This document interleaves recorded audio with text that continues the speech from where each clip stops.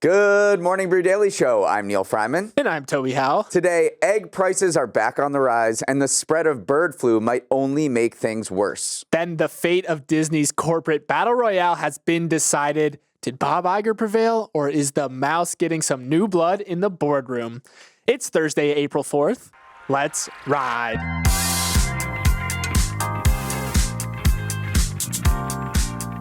As if you didn't already have enough Apple products in your life, the company is reportedly considering getting into personal robotics. According to a Bloomberg report, engineers at Apple have been exploring a mobile robot that can follow users around their homes. This hunt for the next big thing comes on the heels of a failed push into the auto industry with an electric Apple car that never quite came to fruition. Neal, as our resident green texter, would you like a little AI-powered Apple robot dude following you around your apartment? Well, it's got to do something because soon Apple's just going to run out of surface area to put more cameras on the back of its phones by like the iPhone 30. Definitely feels like Apple is going through a midlife crisis right now. It's just trying all these different hobbies to see what sticks. It's got the VR glasses. It tried the car. It didn't work. I don't know. Maybe it needs to pick up a musical instrument or something, get the gang back together, play a band with its friends. But Apple's definitely just like throwing darts at the wall right now. I would play an Apple clarinet, by the way. Maybe they should get into musical instruments. That's not what I meant. I think you're totally right. Now let's hear from our friends over at Robinhood. Neal, I can see it now. White sandy beaches, tropical beverages on tap, and the hardest decision I have to make is which floaty to ride. Wait, what are you talking about? Do you need a day off? Well, yes, but also I'm opening up to you, describing my ideal retirement. What's yours? Oh, me. Nothing much. Maybe a quaint palatial spread with AI everything and maybe a pool. But that's not for a while, so don't stress me out. It shouldn't stress you out. It's exciting. You can open an IRA in minutes on Robinhood and start getting excited about your potential retirement dreams. I guess you're right. It's never too early to start thinking about retirement. And it's never too late either. Future you will thank you so much. You don't even need a traditional employer. I knew that. I also know that Robinhood Retirement offers a match on contributions. So, All right, good for you and good for all of us with Robinhood. Learn more by downloading the free app in the App Store or Google Play Store and get started in minutes. Disclosures, terms apply to the match and limitations apply to IRAs. All investing involves risk and returns are not guaranteed. Visit Robinhood.com/retirement for more information. Robinhood Financial LLC, member SIPC. Disney movies are full of epic battles. Simba versus Scar, Peter Pan versus Captain Hook, Ant-Man Quantumania versus actually good CGI. But yesterday, the battle that has been playing out in its boardroom finally came to a conclusion. Disney CEO Bob Iger fended off billionaire activist investor Nelson Peltz and his hedge fund Trian, who wanted to oust Iger and take the company in a different direction. Ultimately, despite a fairly loud press tour by Peltz and nearly $70 million spent by all parties to woo voters, Disney shareholders approved the board members backed by the current company leadership in a pretty lopsided vote. Iger secured 94% of votes casted, while another Disney director whose Peltz's fund had contested won 63 per the Wall Street Journal. Peltz only earned 31% of votes cast. So the status quo was maintained at Disney's corporate Magic Kingdom, but now comes the hard part. Following through on the vision Iger and co. painted for shareholders, mainly making its streaming division profitable and turning around a content studio that has seemingly lost a bit of its magic touch. Yeah, I mean, this is a big win for Iger. I mean, his job was never in doubt, but Peltz definitely wanted some more influence. So what was wrong with Disney? There was so much wrong that Iger needs to address. One thing I want to talk about is the box office downturn. Go back to 2019. This is a crazy stat. Disney had 7 $1 billion movies. Since then, it's had just one, if you can guess.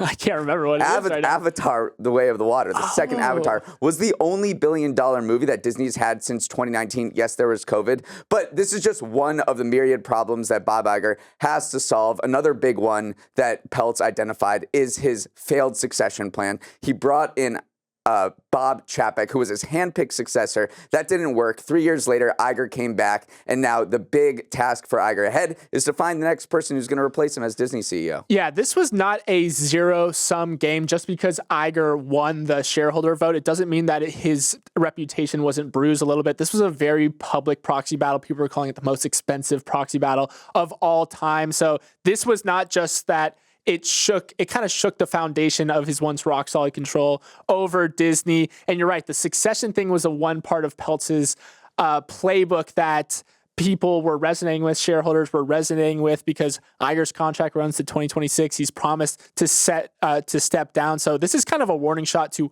all big corporations that you better nail your succession planning. Absolutely. Because if not, then you're going to face pressure from shareholders. One major boost that came to Iger's side was George Lucas, who sold Lucasfilm to Disney for $4 billion in 2012.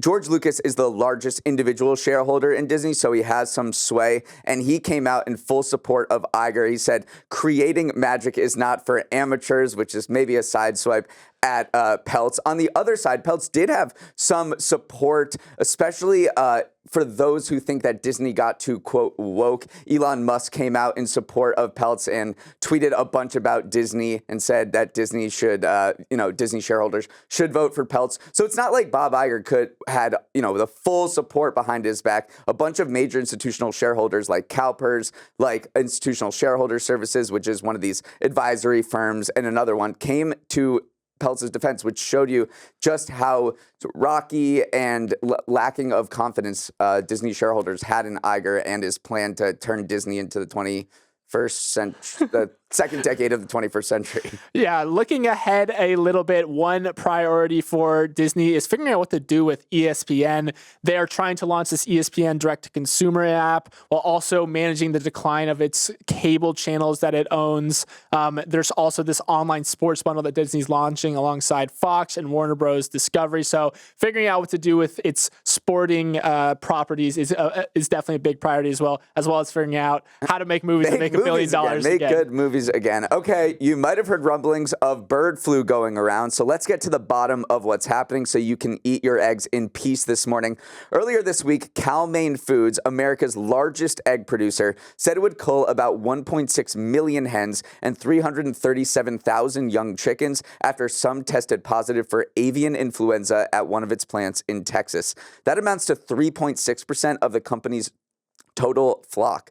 Separately, officials have detected highly contagious bird flu in dairy cows across 5 states, and in an extremely rare occurrence, it appears that one of those dairy cows infected a worker in Texas who became only the second human case of bird flu in the U.S.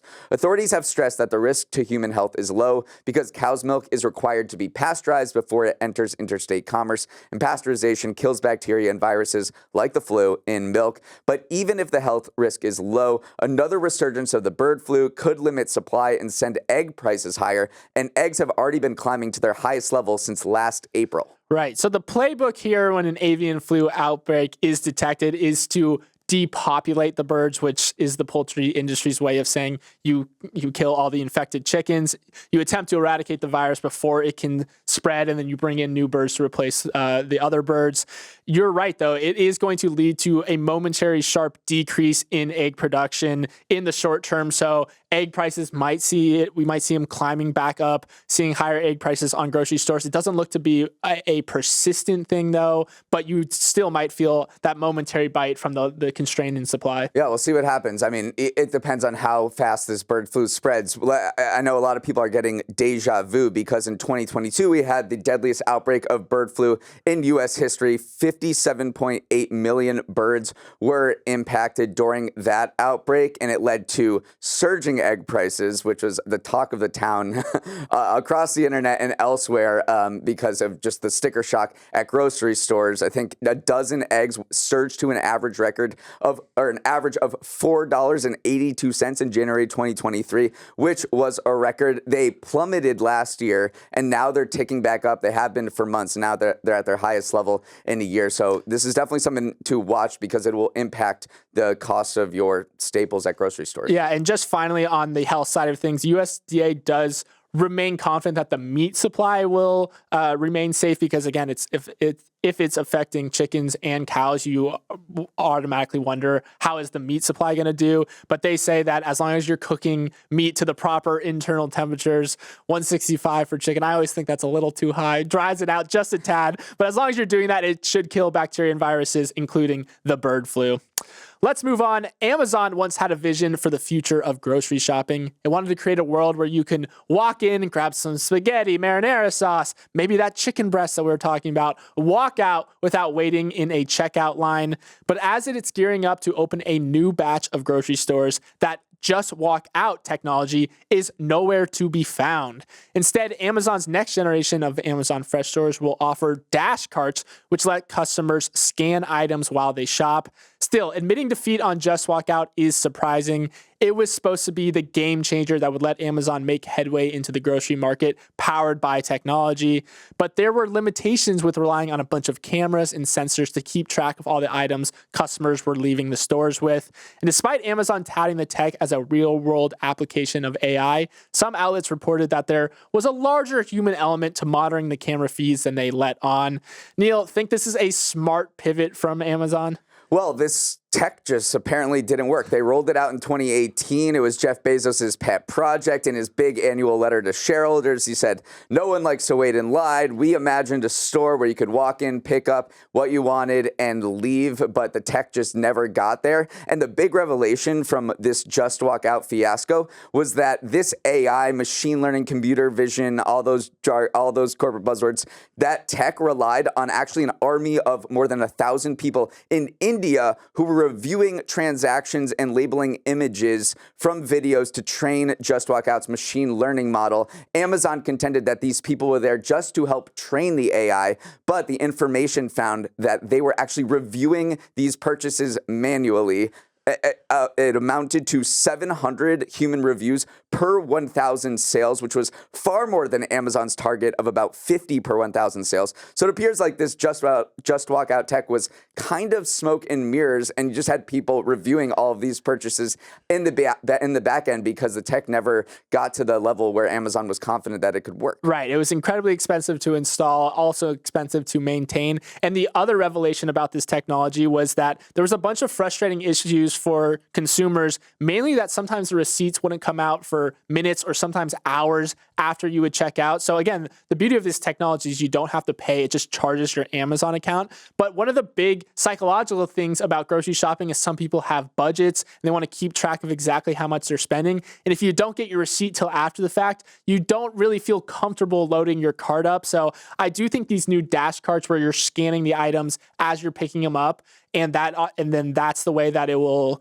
kind of keep track and tally up what you're buying. That's a much better psychological experience for people because you can see if you got a $100 grocery budget, you get $100 of groceries in your cart, and then you can walk out. Yeah, it's definitely reflective of Amazon's really haphazard and chaotic approach to physical retail. It has these Amazon Fresh, larger format grocery stores. It has these Amazon Go convenience stores. It bought Whole Foods for nearly $14 billion in 2017, but that hasn't really amounted to much of a market share take in the grocery business. I mean, when they bought Whole Foods, it was considered that Amazon would inevitably dominate grocery, and it just hasn't come to pass. I got a good grocery stat for you. Its fourth quarter revenue from physical stores came in at $5.1 billion this most recent fourth quarter, which is up just 14% from the first full quarter after it acquired Whole Foods. That was back in 2017. So it's essentially remained stagnant for all these years now. It certainly has not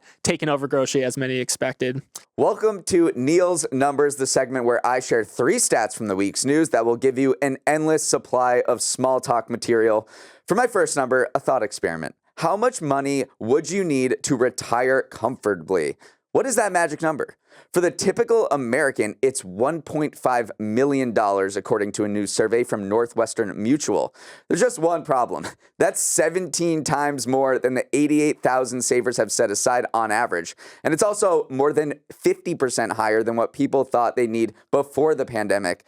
To economists, this ballooning retirement benchmark reflects so-called retirement anxiety, where people just don't know how much money they'll need in retirement. For instance, that $1.5 million. probably right for some high earners, but most families with lower incomes likely need far less. So people are significantly overestimating the amount they need in retirement, and that comes down to uncertainty. With the shift from pensions to 401ks, all the decisions for retirement investing and planning are left to the individual, and many people just don't know how much they'll end up needing. One thing that stood out to me about this survey, too, is the difference in generational perception of how much wealth you're going to need to retire with. Gen Z millennials had the highest bar. They thought they would need over $1.6 million. Gen X was close behind. But then the generation that was closest to the retirement, which is baby boomers, they set the bar the lowest at $990,000. And I think part of it is because you are just more in tune with your spending habits. You're more realistic, and you're also closer to that retirement age. So the generational gaps here was an interesting wrinkle to the survey. Yeah, and I think it perfectly explains what Larry Fink, the CEO of BlackRock, said last week in his call for reforming the retirement system here in the United States. Over the past few decades, we went from this defined benefits pension plans to defined contribution, which left so much uncertainty into how much income you're going to get after retirement. And I think we're seeing it play out in these numbers where people just have no idea how much they're going to need. Fidelity does say, here's a rule of thumb to measure your retirement readiness, which is that you should save 10 times your annual salary by age 67.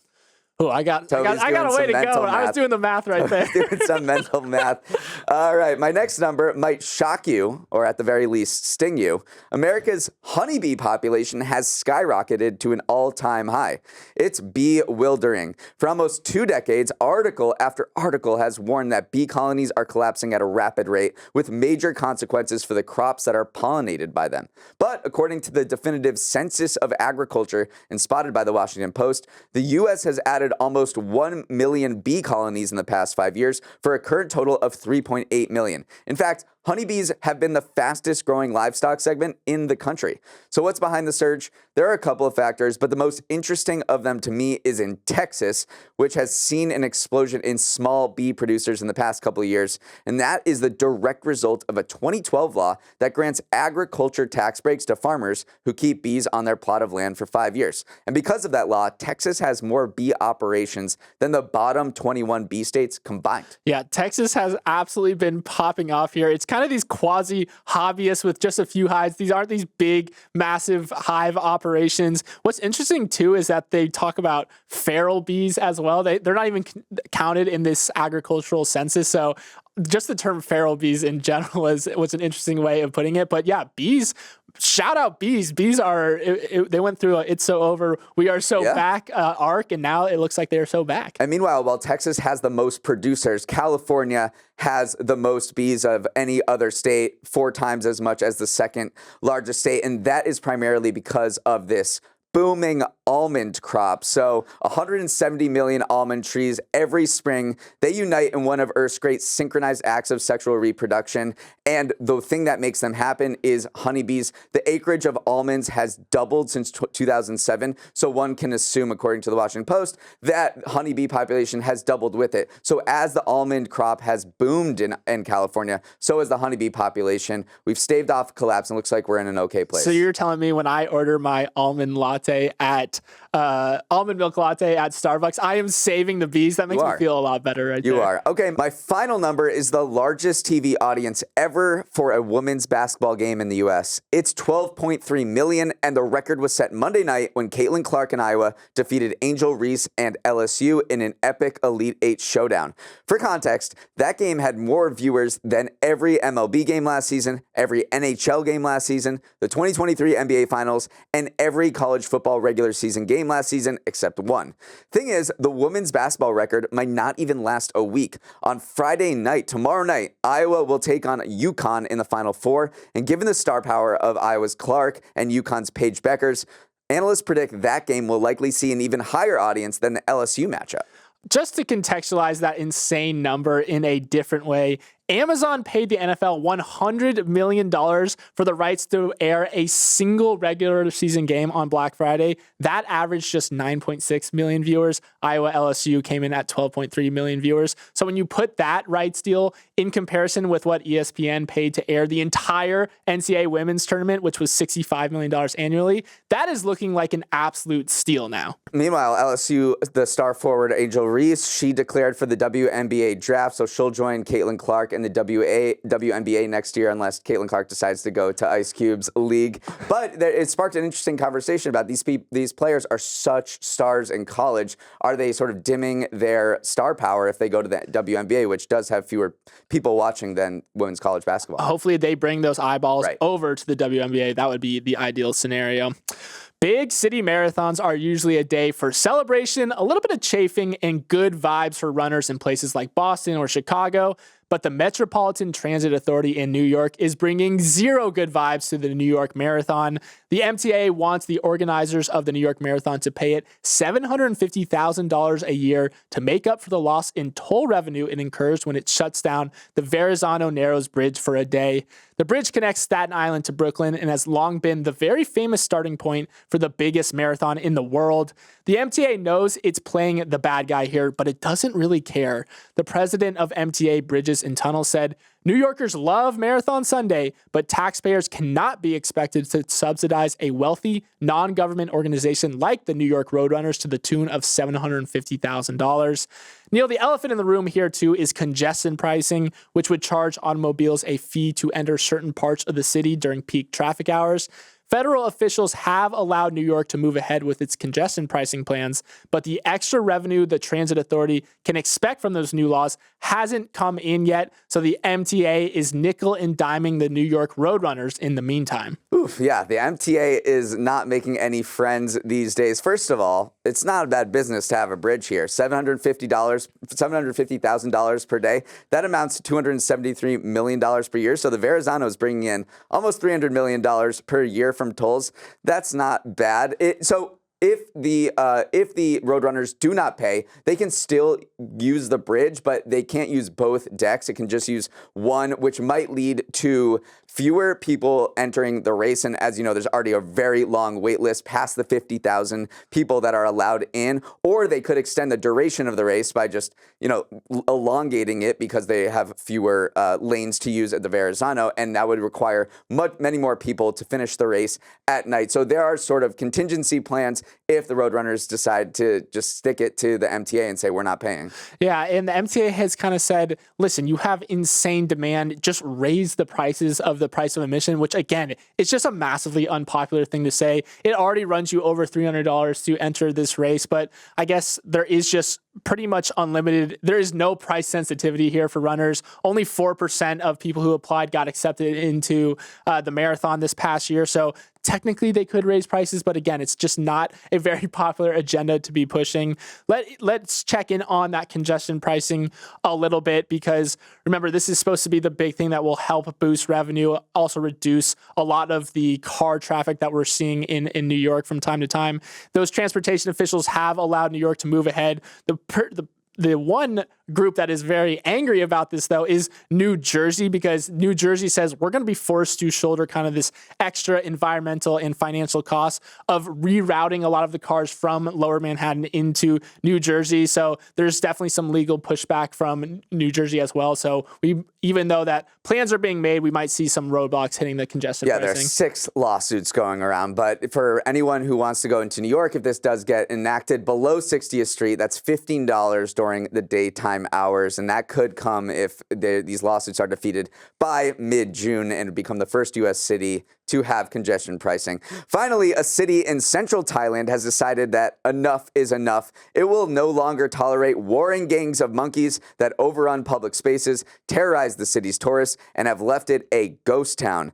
This week, officials in Lopburi announced a monkey catching campaign to snatch 2,500 urban monkeys and put them under the care of wildlife authorities. Monkeys are the symbol of this province, and tourists from all over the world come to see them, feed them, and of course, take selfies with them. The region even holds an annual monkey festival to thank the animals for attracting visitors to Lopburi. But If you give monkeys an inch, they're going to take down your economy. Businesses in the once bustling city center have had to close up shop because the monkeys harass customers and damage storefronts. A deserted local mall that put itself up for sale 2 years ago had to discount its price by 30%, and it's still on the market. Now, facing economic disaster, the city is done monkeying around. It is definitely a catch-22 for the city because the macaques that roam the city are the symbol of local culture. They have a festival for them. It is a major tourist draw, but too many, it scares the tourists away. These monkeys have been they've been snatching food. They dislocated a woman's knee as they were grabbing food. They knocked a guy off the motorcycle. So they are doing more than just causing monkey business, causing a kerfuffle. And part of the issue too is that these macaques are very territorial animals. So there are literal monkey gangs that are warring against each other, and humans are kind of the collateral damage caught in the middle right now. Yeah, and they've gone viral too. I think that's a big part of this, but like why we're talking. It's because there's been, over the past couple years, there have been various viral videos that show these monkeys coming in, fighting with each other, fighting the humans, and that sort of caught the eye of a lot of people because it is kind of a wild sight to watch these monkeys go at it. This is not just a 2024 problem either. If we go back to the pandemic as well, there was reports of during March 2022, one of the Lopburi monkey gangs took a 2-hour train ride and back to go look to food in a different city. They also found and dominated a local monkey gang there. So these monkeys are very smart. They're literally taking train rides to look for food. Then also during 2020, when everyone was quarantined inside, the monkeys basically took over the city. There was one report that they took over a movie theater and converted a projection room into literally a cemetery for their dead, and any humans that entered would be attacked. So it's kind of scary in a way, but yeah, these monkey gangs are certainly more intelligent and more aggressive than you could ever imagine. And they're scaring off investors. I mean, there are reports that a Chinese investor came to town, was ready to plop some money down on a new facility in the city, and saw all the monkeys. It was like, nah, I'm getting out of here. This is not good for my business. All right, we have to wrap it up there. Thanks so much for listening. Maybe the sun will come out today. Probably not, but one can hope. The vitamin D levels are being depleted rapidly. The sun is always shining in our inbox, though, so soak up the rays by sending a note to morningbrew@morningbrew.com with your thoughts and feedback. Let's roll the credits. Emily Milliron is our executive producer. Raymond Liu is our producer. Olivia Graham is our associate producer. Uchenna Ogu is our technical director. Billy Menino is on audio. Hair and makeup has gone off the grid to become a beekeeper. Devin Emery is our chief content officer, and our show is a production of Morning Brew. Great show today, Neal. Let's run it back tomorrow.